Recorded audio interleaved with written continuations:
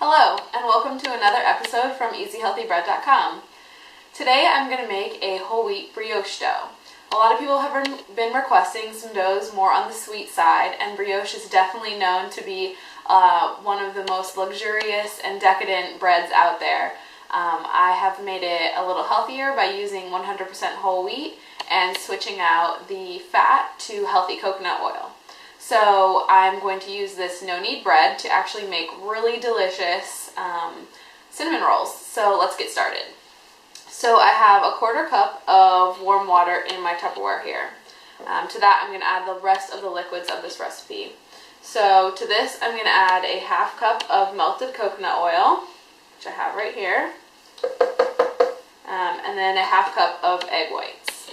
I don't want to waste a whole bunch of egg yolks and I won't be able to eat enough, so I bought mine in a carton, and it's fine to do, but if you are going to be using the yolks for something, definitely you can just use regular eggs. It would be about 4 egg whites, so a 1/2 cup of egg whites. In it goes, and then a 1/4 cup of honey. I've greased my measuring cup there, so you see it comes out pretty easily. Just get the rest with your fingers.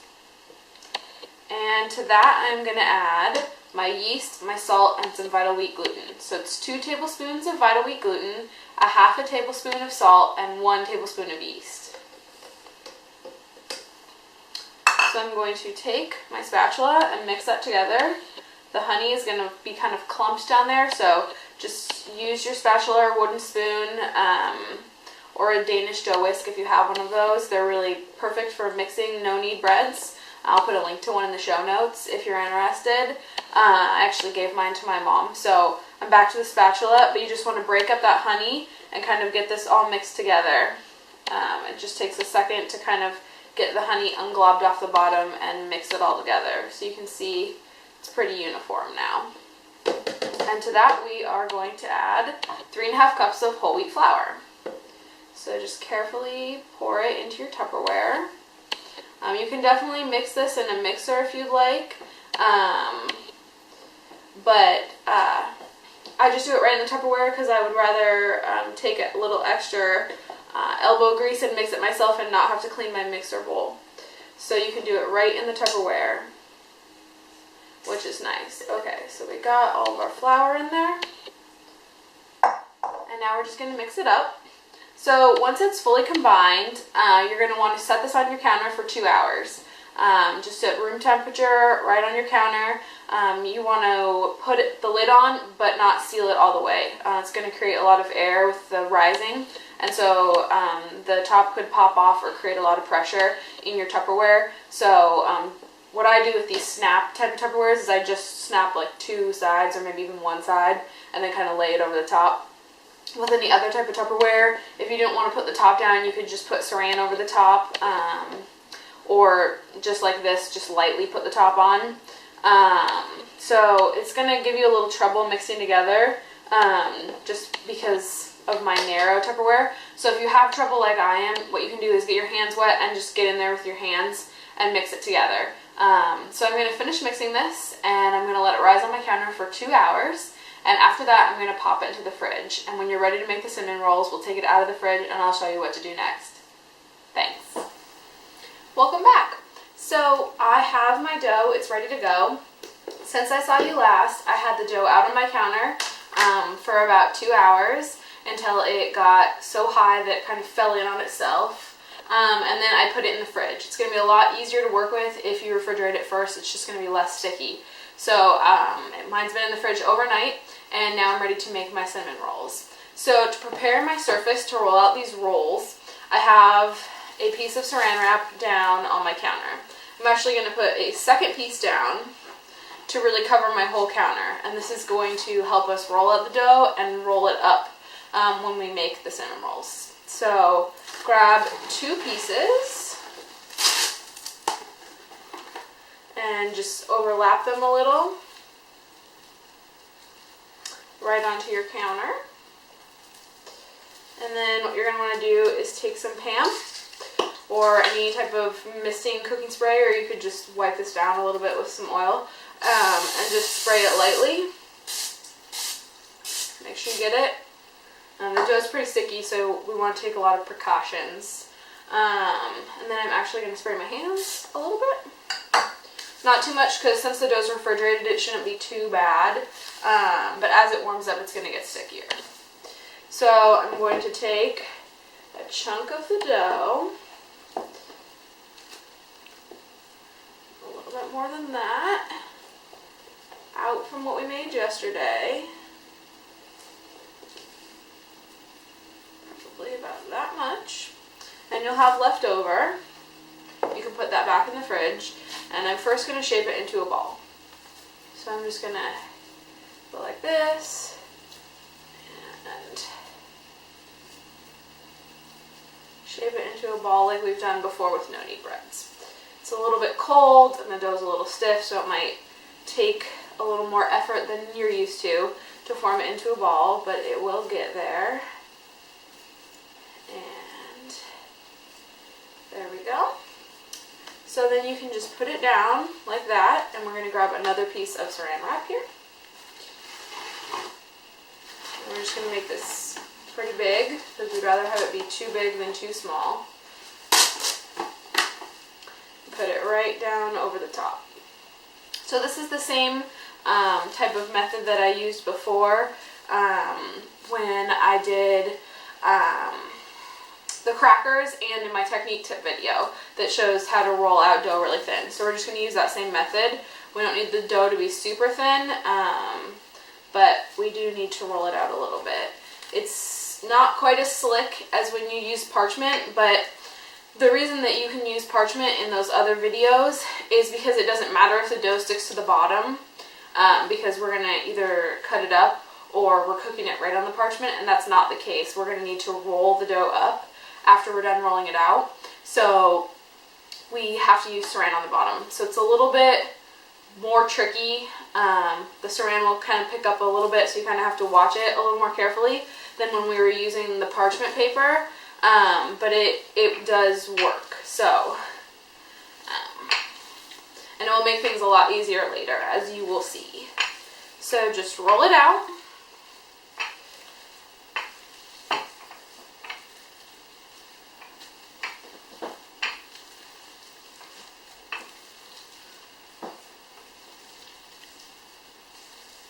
And you certainly don't have to make a whole recipe of these. You can use as little or as much dough as you would like to use. It's really up to you. And you see I have some peeking out here. So just cover that, and we won't go that direction anymore. You can pick up your saran wrap every once in a while so it comes off pretty easily. And just tighten it so you have more room. So we're going to make it about the length of one thing of saran wrap, which is about this. See right there? And then we're going to just spread it the opposite way now.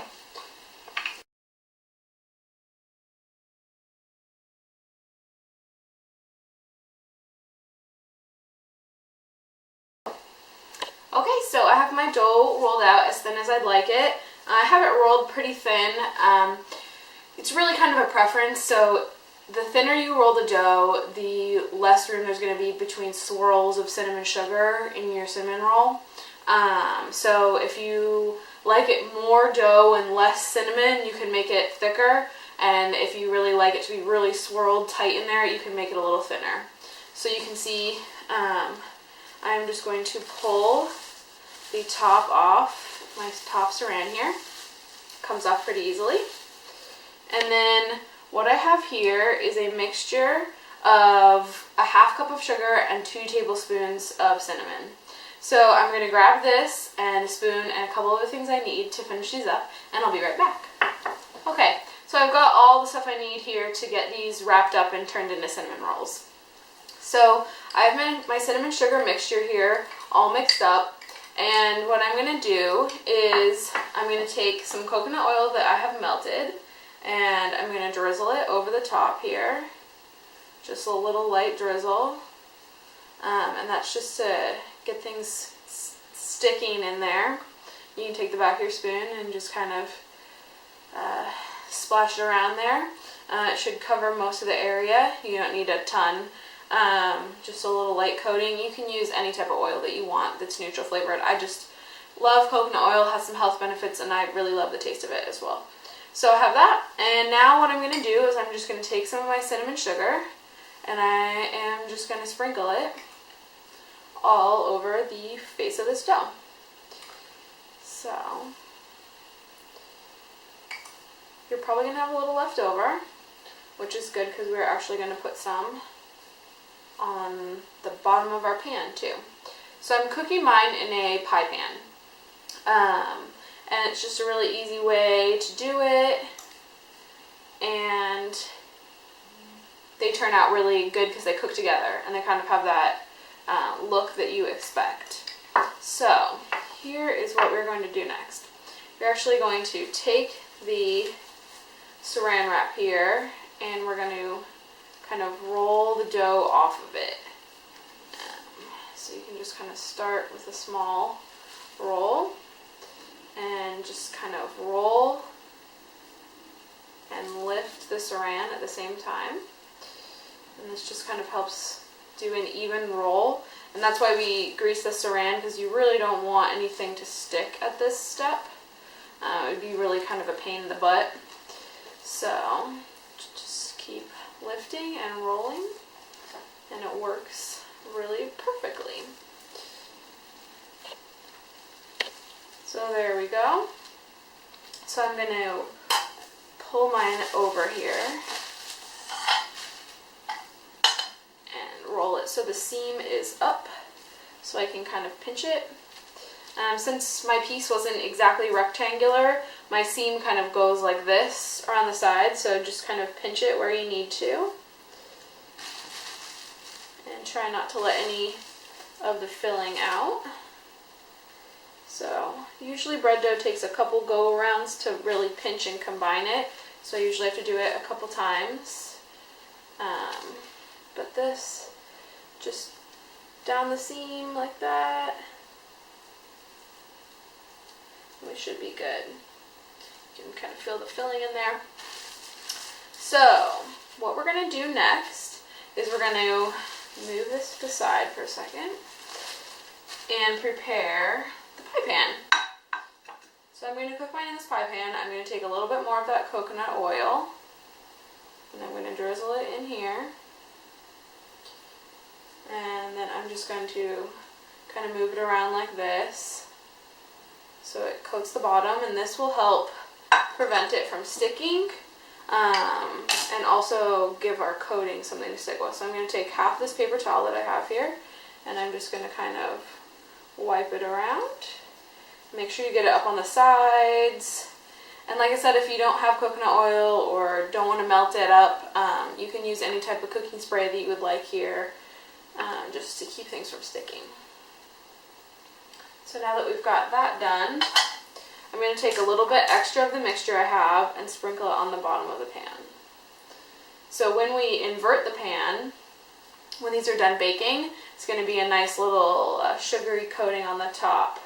It'll be really tasty and it will kind of melt it. So it'll be a little messy, but it will taste really good. So just a light coating like that. So to cut these, what I have is the rest of my paper towel I got wet. And I'm just going to carefully wipe my knife blade so it's nice and wet. I just kind of go up and down like that, carefully, don't want to cut yourself. And we're just going to cut these as we go. So bring it closer to me. And I just do kind of like a little sawing action so it doesn't depress it too much. And look, you can see like that, and we're going to put them in like this. So I start in the middle, one in the middle there, and just keep going and place them around the first one as you go. You're going to want to leave a little bit of space because they are going to rise into one another. And if you don't have enough to fill the pie pan, don't worry about it. Just make sure they're all kind of in a little rows around each other, like that. And you can make them any thickness that you want. The thicker you make, the taller they'll be, and they'll take a little bit longer to cook. But if you want more, if you want smaller ones or bite-sized ones, it's really personal preference. You can customize them any way you like. Another good customization that you can do is to put raisins or chopped up almonds or pecans, walnuts in these. You can put them, when you put in the filling, you can do that. And then you can also, if you have them really small, you can do them down with the cinnamon sugar like we just did in the bottom of the pan. So you can see I have mine kind of in a little flour like that, and they're going to rise together. And then I just have this one left, so I'm probably going to make, I'm going to make 2 out of this maybe. The ends, if you're not really careful with how you roll out the dough, the ends are always going to be kind of a little bit weak, I would say. So sometimes I just make them into one big one, and this time I'm going to make it into 3. See, there we go, got that there. And then I've got this little guy that I'm just going to put in the side right here. So now what I'm going to do is I'm going to cover these in a warm place. I'm going to put mine on the top of my stove for about an hour. I'm going to preheat my oven, and I'll show you what they look like before they pop in, and I'll catch you back then.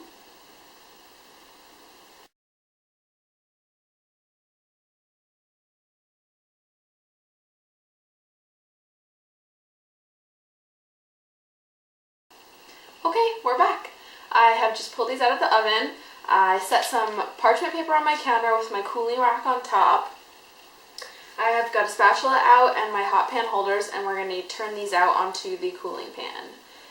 I think, yep, they're just going to fall right out.